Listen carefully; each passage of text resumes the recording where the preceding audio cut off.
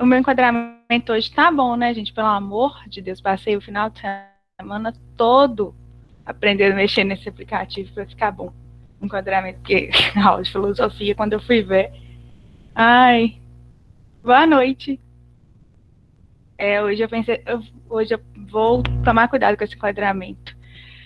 Vou andar rápido, porque hoje sociologia tem várias coisinhas para a gente conversar a respeito.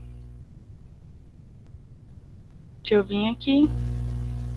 Tá apresentando para vocês?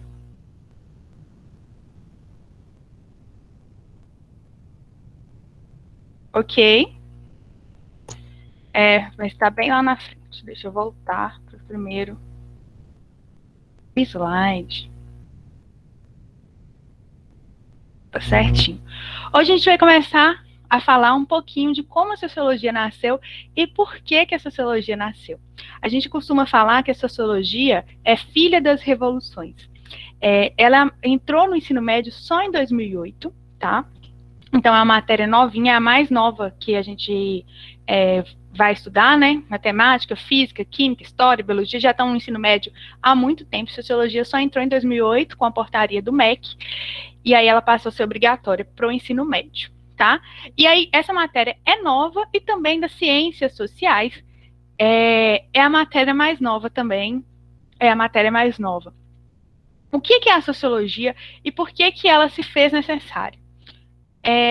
A sociologia, ela advém, né, das revoluções e das alterações, principalmente no continente europeu.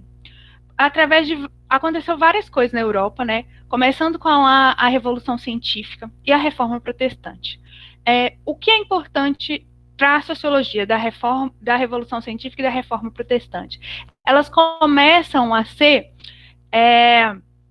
rompimentos do homem com Deus. Por quê? Porque a gente vai ver, lá na Idade Moderna, que tinha algumas coisas muito sólidas. A gente vai entrar no medievo, né, em história, daqui uma aula, depois de Grécia e Roma, e a gente vai ver que no medievo o que é mais forte é a Igreja Católica. A relação da Igreja Católica, essa igreja que manda, essa igreja que desmanda.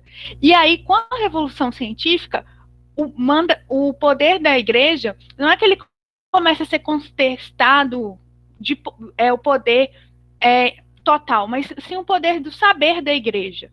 Porque a igreja vai ter que admitir, ou pelo menos depois, mas vai ter que começar a ser contestada por argumentos científicos, que a Terra não é o centro do universo, mas sim o Sol. E aí a gente tem a Inquisição, e aí o homem vai começar a pensar, uai, o que está acontecendo aqui? Já é um primeiro ascender desse rompimento, não com Deus, mas com a igreja. Assim.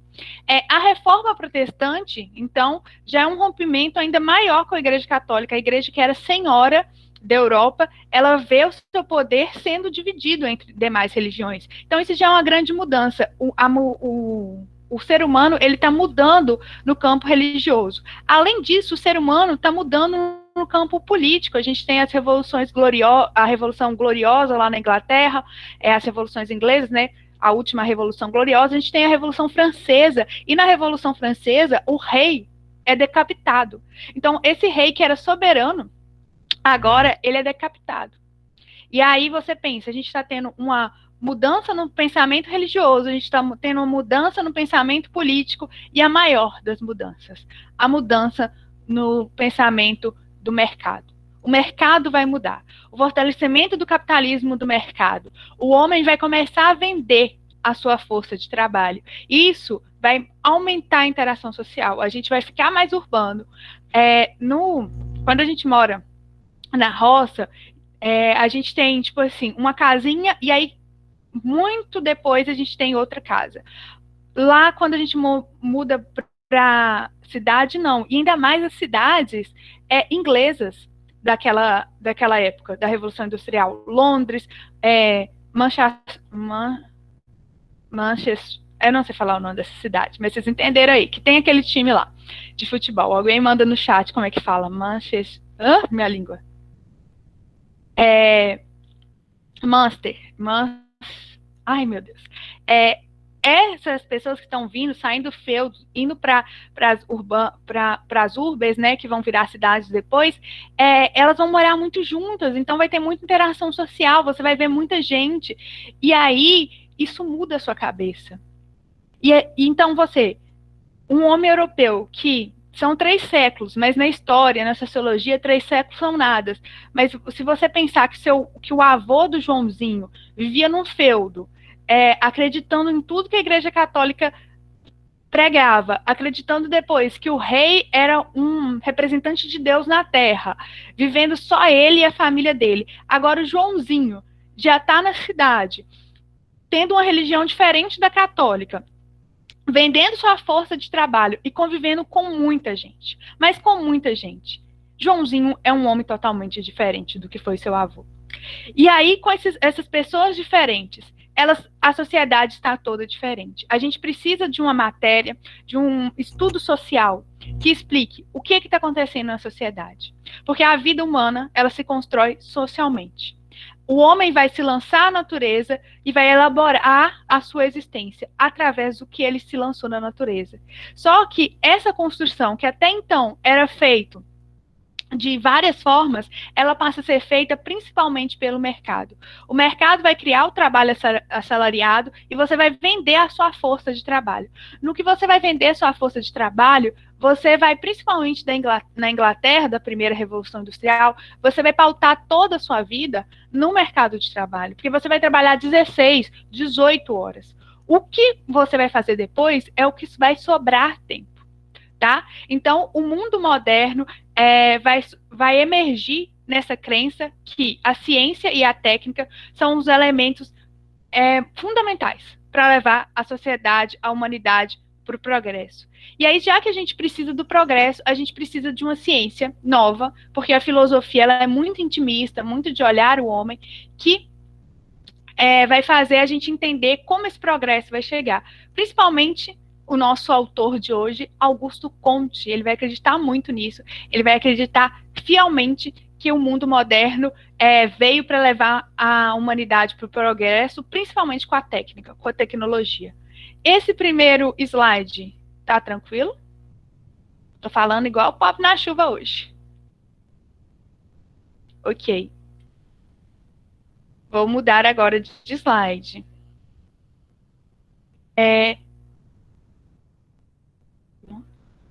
Mudou para vocês também. Olha que incrível. Ai, hoje eu tô muito boa. Segura, Lucas Rangel. É o único nome de youtuber que eu soube falar agora, tá? Depois tô sendo cancelada aí, porque o Lucas Rangel não é uma boa pessoa. Voltei tecnológica, meu filho. Mais tecnológica que a Inglaterra do século XVIII. Enfim, a tecnologia que a burguesia tanto... Fiz o curso da Rosângela Reis. A burguesia que tanto clama essa tecnologia, porque ela está ficando rica. Ela era uma classe emergente, né? Lá do medievo, no final do medievo ela é emergente, na Idade Moderna ela já começa a ser bastante a classe dominante, então ela celebra essa tecnologia. Só que a fábrica criou outra classe social, que é o proletariado. E o proletariado, ele não recebe a tecnologia da mesma forma. De vez em quando, ele obedece a essa tecnologia, ele faz o que a máquina manda, aquele filme lá que todo professor já recomendou para vocês, que é o filme Tempos Modernos, do Charlie Chaplin, né, que mostra muito a primeira e a segunda Revolução Industrial, o homem que só aperta parafuso, ele faz aquilo a vida inteira, então isso mexe um pouco com ele, né, e ele obedece à máquina, ele perde a sua capacidade intelectual, né? Porque antes vamos pensar num sapato, o artesão que faz o sapato, ele pensava em cada pecinha do sapato. Agora não, agora ali na fábrica ele só põe o cadastro, então ele não pensou no conjunto. Isso atrapalha um pouco o cognitivo do artesão, mas tem horas que o proletariado se revolta com essa tecnologia. A gente tem um ludismo, que é aquela onda de quebrar máquinas, porque as pessoas, os proletariados acham que as máquinas são responsáveis por eles trabalharem tanto, ganhar tão pouco, deles serem explorados.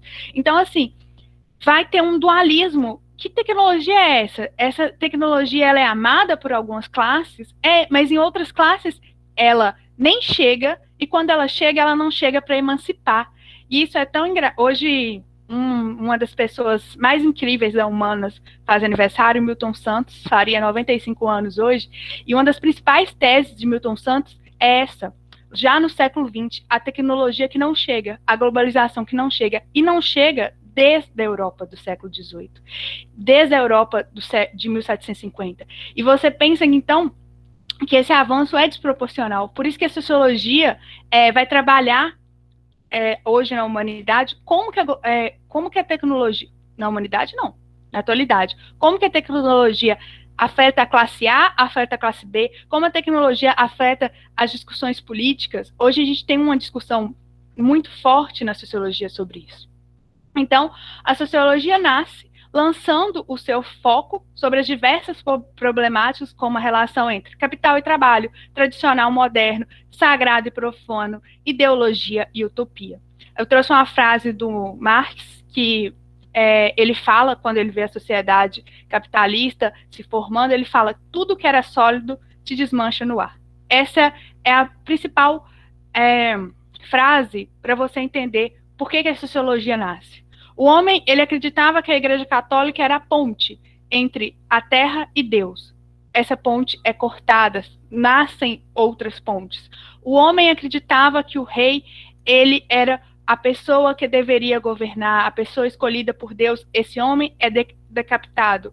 O homem acreditava que a produção era feita em pequena escala, nascem as grandes escalas. A Inglaterra do século XVIII, de 1750, a gente tem um grande tirar as pessoas eu ia falar uma palavra que eu não sei pronunciar direito, então resolvi traduzir.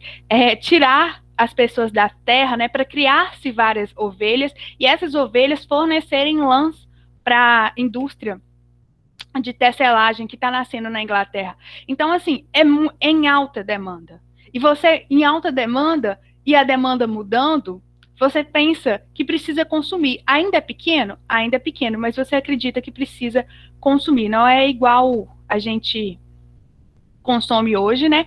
Mas a gente começa a entender que a gente precisa consumir mais coisas para o mercado girar. Então, tudo que era sólido se desmanchou no ar.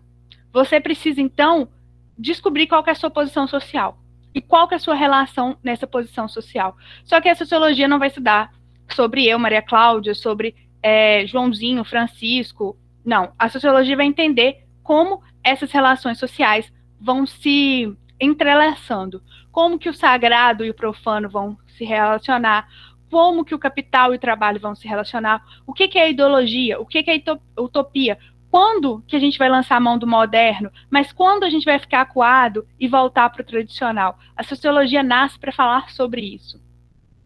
É incrível, sociologia é incrível. Vou mudar agora de novo para falar, antes da sociologia, a gente já tinha algumas coisas chamadas pensamentos sociais. Os pensamentos sociais, eles estão no auge daquilo que a gente chama de imperialismo. A gente vai ver isso só no segundo semestre, uma das primeiras aulas do segundo semestre, que é quando os europeus vão dominar a Ásia e a África, por causa das revoluções industriais, por causa da segunda revolução industrial, lá em 1850, século XIX, eles vão dominar e eles precisam justificar essa dominação. Então, eles vão usar o termo que a gente conhece, muito importante, o Enem adora, que é o etnocentrismo. Eles vão falar que a Europa é mais desenvolvida, o fardo do homem branco é um texto, a sociologia, ela não, ai meu Deus, que pergunta difícil, porque o Weber vai tentar individualizar a sociologia, ou Weber, se você falar alemão muito bem, Max Weber ou Weber. Ele vai tentar trazer o indivíduo, mas o indivíduo não é o foco da sociologia. As relações sociais são o foco. Mesmo quando você estuda o indivíduo, é para entender como esse indivíduo age na sociedade.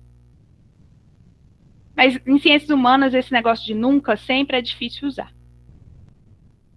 Ok, Caio? Te respondi?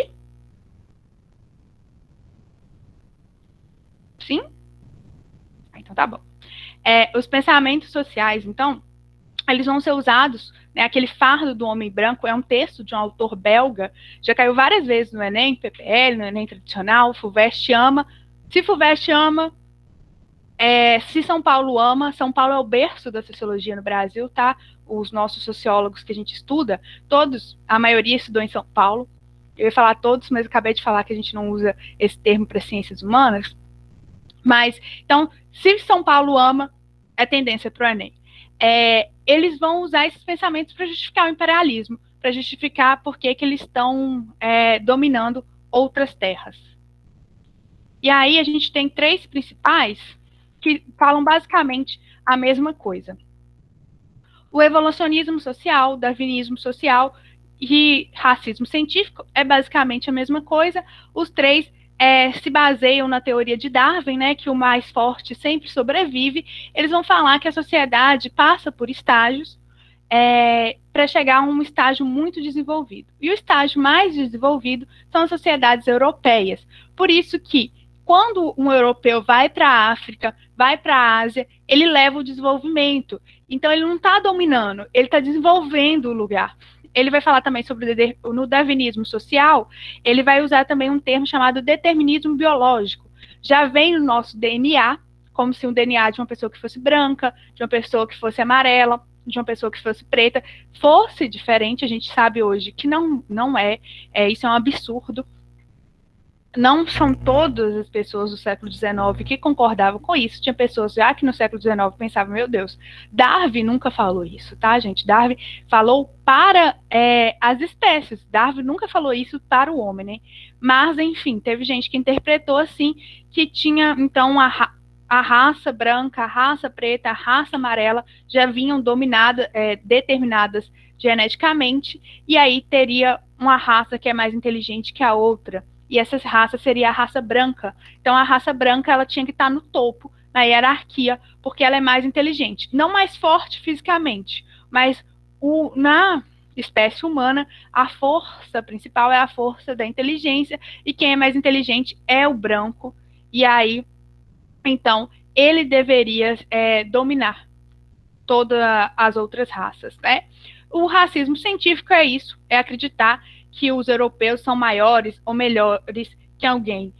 A gente vai ver essa teoria de racismo científico, de novo, lá quando a gente foi estudar nazismo, porque Hitler, o médico de Hitler, todos eles acreditavam nisso, né, na eugenia, no poder superior de uma raça branca ariana, e vão falar que eles sim são determinados biologicamente para dominar todo mundo, e as outras raças, principalmente os judeus, lá no nazismo, têm que ser exterminados, porque são raças que atrapalham o apogeu do mundo.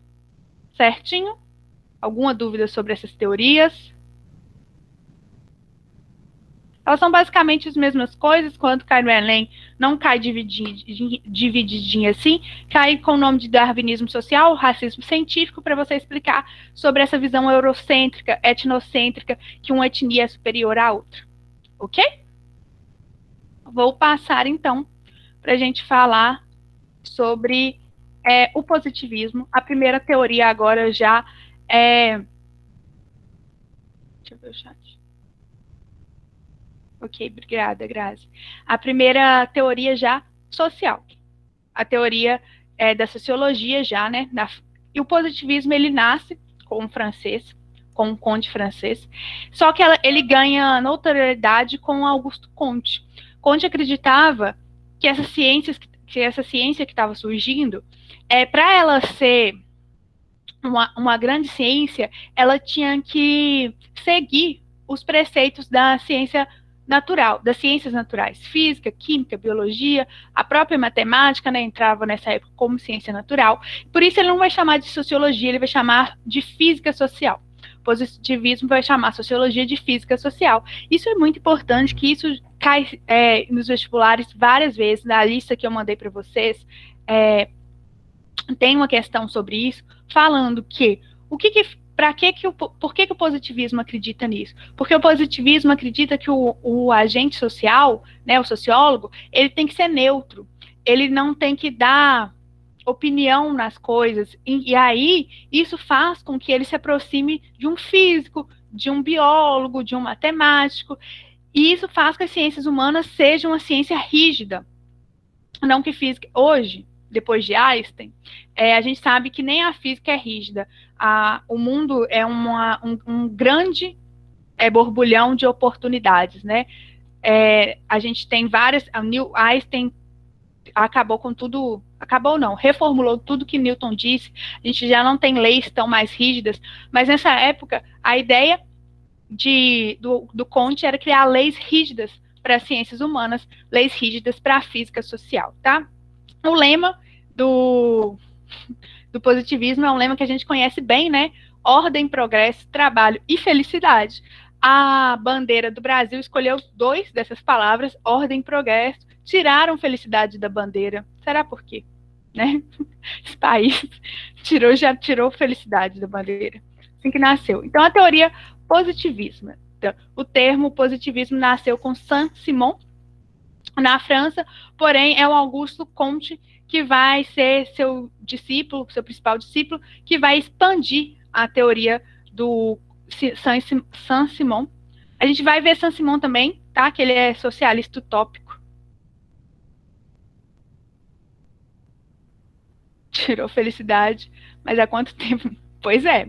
Talvez trabalho também não tá até não. Mas assim, segue aí, hein? Braço forte da nação. O positivismo queria criar uma ciência positiva. Mas por que esse nome positivo? Porque eles falam que o iluminismo foi uma ciência de negação. O iluminismo negou todo o passado, mas ele não deu uma solução. Então, eles falam que chega de uma ciência de negação que só nega, mas não sugere, não é positivo no sentido de sugerir o que a sociedade deve fazer. Então, o positivismo vai fazer isso, né? O Comte é esse carinha aí, que parece que eu já vi ele em algum lugar, ele parece com algum ator, não sei porquê, que está aí na telinha. As principais pontos da teoria positivista a busca por leis universais, que vão regir todos os fenômenos. Isso vai cair, tá? Isso cai por terra. Já começa a cair com Marx, depois a escola de análise, na década de 70, vai falar que isso é impossível, isso acontecer, umas ciências humanas rígida. Milton Santos, de novo, no século XX, vai reforçar isso. É impossível, os grandes das humanidades, né, os grandes cientistas das humanidades vão falar que não é possível isso acontecer, porque a ciência humana é feita por homens, né, estuda a relação dos homens, e as relações dos homens mudam. Então, como que vai criar leis universais, já que a sociedade está sempre em mudança? Mas, pensando aqui como Kant, Kant a gente vai ver em filosofia, doida. Dentre as leis sociais, vale destacar a lei do progresso. Toda sociedade vai de um estágio mais simples a um mais complexo. Essa seria a lei do progresso, né? A gente começa num estágio bem simplista e a gente chega num estágio bem progressista. Progressista aqui no sentido de grande capacidade tecnológica. Seria quase um Wakanda, né? Wakanda presente aí, seria quase isso. Os fatos são as bases da elaboração das leis. Então, os fatos sociais, aquilo que a gente consegue ver nas sociedades repetindo, seria o que a gente usaria para elaborar as leis. As ciências humanas têm que ser objetiva e neutra. Nossa, se Comte me conhecesse, ele ia ver o que é objetividade, entendeu? Mas ele vai ter uma rejeição muito grande as explicações metafísicas e religiosas. Metafísica é além do physis, né? Além do mundo natural. Então, explicações mitológicas ou religiosas sobre como a Terra foi feita. A teoria positivista vai rechaçar toda essa espiritualidade, seja como ela venha. O método científico é o instrumento para alcançar o conhecimento. Então, você vai observar, você vai experimentar, você vai duvidar, e assim você vai criar uma lei que pode ser universal, tem que poder ser universal, para fazer ciências, para fazer a física social, que é a sociologia. Ok, gente?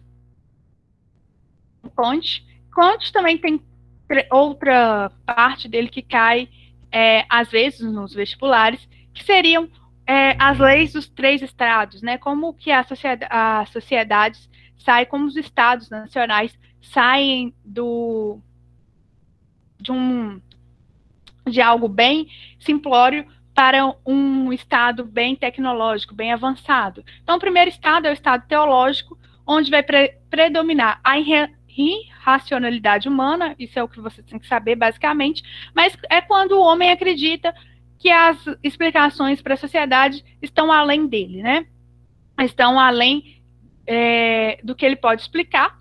É quando ele acredita muito em Deus, na origem sobrenatural das coisas, mas o Deus aqui não é só o Deus cristão, é qualquer tipo de Deus, ele vai falar que esse estado é um estado primitivo, irracional. Gente, olha para você ver, quando a gente está no século XX, né? Um homem do século XVIII, assim, finalzinho do XVII, ele nunca pensaria isso. E aí, como a gente vê como a Idade Moderna, ela faz isso daqui, ó, com a história. É a idade que mais anda, é a minha idade favorita. Mas ninguém perguntou isso. Mas assim, embola bastante, sabe? Porque a gente já vai chegar no século XX sabendo que a humanidade já vai chegar no século XX com algumas pessoas falando que não tem que acreditar em Deus, porque isso é irracional. E aí, a gente pensa que do medievo para a contemporânea tem uma idade moderna que vai fazer rompimentos, pequenos rompimentos, mas rompimentos importantes. O segundo estado é o estado metafísico. No estado metafísico, a gente vai acreditar, já vai começar a acreditar na filosofia, é o que a Grécia faz, né? Caminha do miticismo à filosofia, as respostas vão ser lógicas e racionais, o ser humano já vai começar a usar seu cognitivo, mas o apogeu de um estado, de uma sociedade, é quando ele chega no estado positivista. Assim, achei pouco leonino de dar o nome do principal estado à sua corrente, é estado positivista, que ele é um estágio complexo do homem, o homem já está muito social, ele usa a sociologia para explicar e para estudar o avanço da sociedade, e a sociologia também promove o avanço social, né? Esse estudo de entender a sociedade faz com que a gente promova cada vez mais avanço. E isso vem através da observação. A observação rigorosa, metódica, faz com que o homem avance tecnologicamente guiado pela sociologia. O positivismo no Brasil, como eu falei, essa parte também é muito, muito importante, né? Porque se a gente faz Enem é sobre o Brasil, né? A gente está aqui na Pátria Amada. E aí, talvez o tópico mais importante do positivismo nas provas é como o positivismo inspirou a Primeira República, a República da Espada, né? Ou depor Dom Pedro, né? Tomar o Brasil e fazer uma república. Eles foram muito incentivados pela retórica de Kant mesmo, de criar um mundo de criar num país, né, um país que superasse o seu estado teológico, seu estado mítico, e chegasse a um apogeu positivista. Por isso que a nossa bandeira está escrito ordem e progresso, porque o progresso guiaria a nossa nação a uma condição de apogeu tecnológico. E é por isso também que quando vem a República, a gente tem casamento civil, certidão de nascimento, certidão de óbito, porque até então, até ao nosso império, né, o Lucas vai falar isso com vocês, a gente era muito vinculado, você nascia quando você era batizado, você morria quando você tomava a unção dos enfermos, você casava quando você casava na igreja, todos os documentos quem detinham era a Igreja Católica. Isso dá muito poder a uma instituição, né? Quando a gente quando os militares tomam poder, é um golpe, né? Mas é um golpe conversado. Dom Pedro estava de acordo. Pedro já estava cansado. Pedrinho já era velho, já falava, pode governar isso aí. Ele quando os militares, então, chegam no poder, eles... Gente, eu tô lembrando uma vez que fui dar aula de Império, e eu toquei a foto de Pedro II por MC Pedrinho, propositalmente. Mas, enfim, nem só eu que acho graça nessas coisas. Mas, enfim, por isso que o Império, por isso que a República no Brasil chega já tirando um pouco do poder da Igreja Católica. Por quê? Porque eles querem avançar do Estado teológico para o Estado positivista. E eu arrumei um desespero, porque eu achei que não ia dar. E deu. Olha para você ver. Depois disso, não tem, eu queria saber se vocês têm alguma pergunta sobre a aula, porque eu falei aqui igual pobre na chuva, mas deu tempo. Sobrando 3 minutos. Eu taquei-lhe o pau porque eu achei que não ia dar tempo. Alguma dúvida? Aproveitar que vocês não têm dúvidas para falar para vocês, nem pode digitar, gente, se vocês tiverem dúvida. Mas para falar para vocês que eu não mandei no WhatsApp hoje a lista, porque quando vocês pegam pelo Class, eu consigo ver quem pegou. Se eu mandar no WhatsApp, e aí você pegar pelo WhatsApp, eu não vou saber se você pegou ou não a lista, entendeu? Aí por isso que hoje eu só mandei no Class. Mas se você tiver dificuldade de pegar, me chama que eu te mando, que aí eu vou saber que você pegou.